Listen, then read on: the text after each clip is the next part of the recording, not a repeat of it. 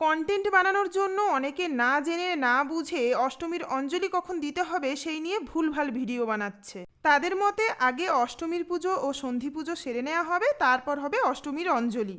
তার জন্য সময়ও বলে দিচ্ছে, কিন্তু প্রকৃতপক্ষে সেই সময় তো নবমী পড়ে যাচ্ছে, আর তিথির বাইরে গিয়ে অঞ্জলি দিয়ে কোনো ফল হয় না শাস্ত্র অনুযায়ী।